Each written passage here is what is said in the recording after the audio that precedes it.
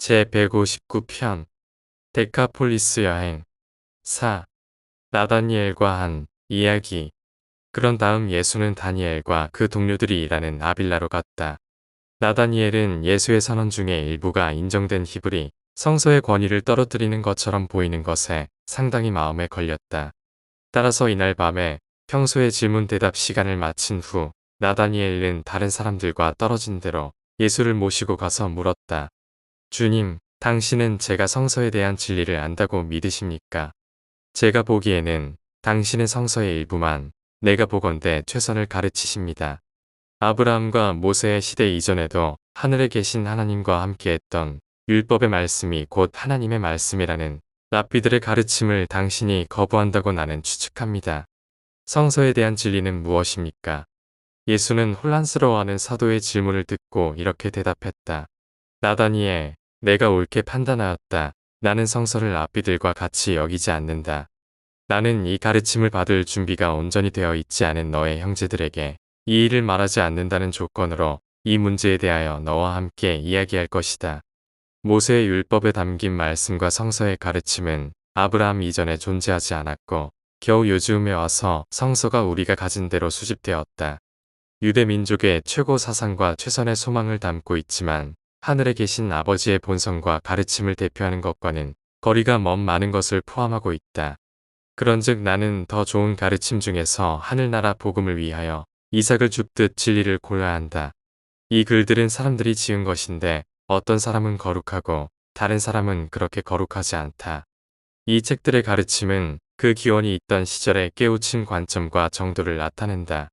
진리의 계시로서 마지막 것은 처음 것보다 더 믿을 만하다. 성서는 결함이 있고 그 기원이 전적으로 인간에게 있지만 잘못 생각하지 말라. 성서는 이 시점에 있는 온 세계에서 발견되는 종교적 지혜와 영적 진리 가운데 최고의 모음집이다.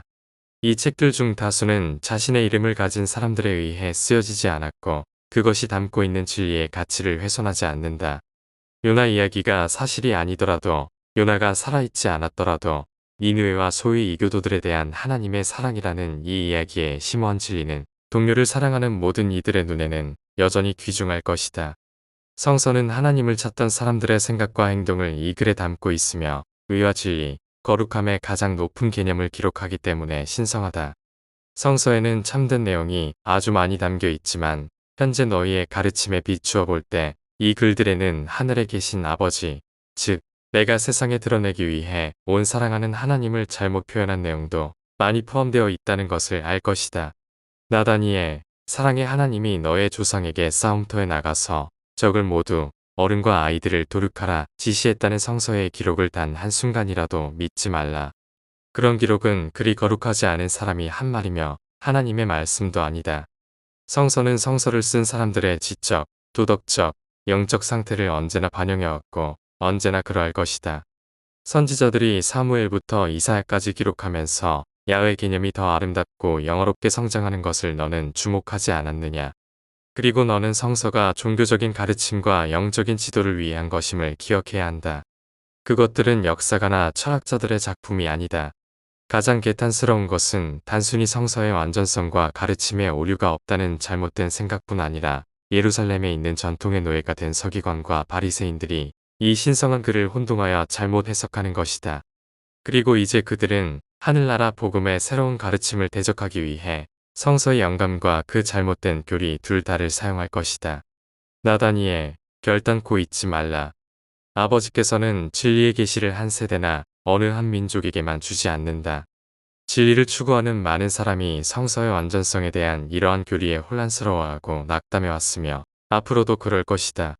진리의 권위는 살아있는 모습을 드러내는 바로 그 정신이지 다른 세대의 깨우침이 덜한 사람들, 영감을 받았다고 생각되는 사람들의 죽은 말이 아니다. 그리고 이 오래된 거룩한 사람들이 영감을 받고 영적으로 충만한 삶을 살았다고 해도 그들의 말이 마찬가지로 영감을 받았다는 것을 의미하지 않는다.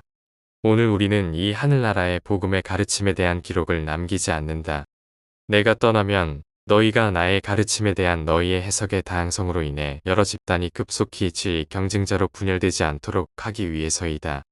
이 세대를 위해 우리는 기록 만드는 것을 피하면서 이러한 진리를 사는 것이 최선이다. 나다니엘, 내 말을 잘 새겨라. 인간의 본성이 닿는 것은 절대 확실한 것으로 간주될 수 없다. 인간의 마인드를 통해 신성한 진리는 실제로 빛을 발할 수 있지만 항상 상대적 순수함과 부분적인 신성을 가지고 있다. 그 생명 존재가 절대 확실성을 갈망할지 몰라도 그러나 그것은 오직 창조주만이 소유한다. 그러나 성서에 관한 가르침의 가장 큰 착오는 성서가 오로지 그 민족의 지혜로운 마음을 가진 사람만 감히 풀이하는 봉인된 책, 신비와 지혜의 책이라는 교리이다. 신성한 진리의 계시는 인간의 무지, 편견, 좁게 생각하는 불관용이 아니면 봉인되지 않는다. 성서의 빛은 오직 편견이 가리고 미신에 의해 어두워질 뿐이다. 신성시되는 것에 대한 잘못된 두려움은 종교가 일반적 느낌으로 보호되는 것을 방해해왔다. 과거의 신성한 기록의 권위에 대한 두려움은 오늘날 정직한 혼들이 복음의 새로운 빛, 즉 하나님을 아는 바로 이 다른 세대의 사람들이 그토록 간절히 바라던 빛을 받아들이는 것을 효과적으로 방해한다. 그러나 가장 슬픈 점은 이 전통주의의 신성함을 아는 일부 선생들이 이 사실을 알고 있다는 것이다. 그들은 성서의 이러한 한계를 어느 정도 완전히 이해하고 있기에 도덕적으로는 겁쟁이며 지적으로는 정직하지 못하다. 그들은 성서에 관한 진실을 알고 있지만 그런 충격적인 사실을 사람들에게 감추기를 고집한다. 그래서 그들은 성서를 달리 해석하고 왜곡하여 성서를 다른 세대의 하나님을 아는 사람들의 도덕적 지혜, 종교적 영감, 영적인 가르침의 보고로서 성서에 관심을 끄는 대신에 비영적인 것들에서 권위와 일상생활에 맹종하는 세부 사항을 담은 안내서로 만들고 있다. 나다니엘은 주의 선언에서 깨달음과 충격을 받았다. 마음속 깊이 이 이야기를 오랫동안 곰곰이 생각해 보았다. 그러나 예수의 승천 이후까지 이 회담에 관하여 아무에게도 말하지 않았다. 심지어 그 다음에도 주가 가르친 이야기를 전부 전하기를 두려워했다.